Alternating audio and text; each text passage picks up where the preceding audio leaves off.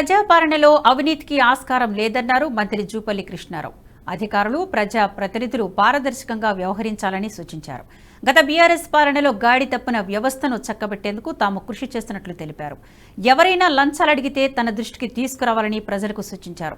అవినీతికి పాల్పడితే సహించేదేలేదన్నారు జూపల్లి. ప్రజలు కొత్త ప్రభుత్వానికి అవకాశం ఇచ్చారు. కాంగ్రెస్ ప్రభుత్వాన్ని ఆ ఎన్నికల సందర్భంలో గౌరవ ఆనాటి యూపీఏ అధ్యక్షురాలు సోనియా గాంధీ గారు, అలాగే రాహుల్ గాంధీ గారు, ఖర్గే గారు, ప్రియాంక గారు, రేవంత్ రెడ్డి గారు, పట్టి విక్రమన్ గారు అందరూ కూడా ఎన్నికల సందర్భంలో ఆనాడు కాంగ్రెస్ పార్టీ అయితే వాగ్దానం ఏం జరిగిందో 6 గ్యారెంటీలు వాటన్నింటిని కూడా ఒక్కొక్కటిగా అమలు చేసే కార్యక్రమం జరుగుతాం. అట్లనే 7వ గ్యారెంటీ కూడా ప్రజాపాలన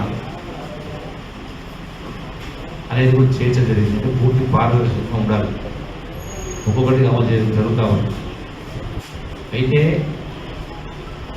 నేను అందరికీ సూచించేది, అధికారులకైనా ప్రజాప్రతినిధులకైనా నాయకులకైనా ఎవరికైనా చూస్తుంటే మనల్ని చూసి ప్రజలు శబాష్ అనిపించుకునే ప్రజలు ఉండాలి.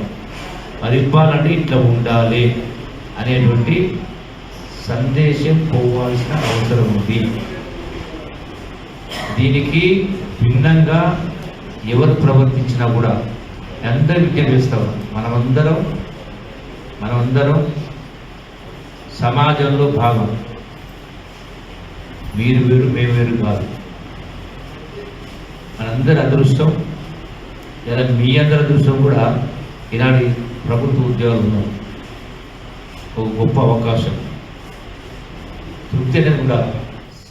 ఈ వీడియో మీకు నచ్చినట్టయితే లైక్ చేయండి, 10 మందికి షేర్ చేయండి. అలాగే కామెంట్ల రూపంలో మీ అభిప్రాయాలను మాతో పంచుకోండి. Nationalist hub group of channels ను సబ్స్క్రైబ్ చేసుకుని తెలుగునాట జాతీయవాద జర్నలిజాన్ని ప్రోత్సహించండి. ఈ వీడియో కింద ఉన్న బెల్ ఐకాన్ పై క్లిక్ చేయడం మర్చిపోవద్దు.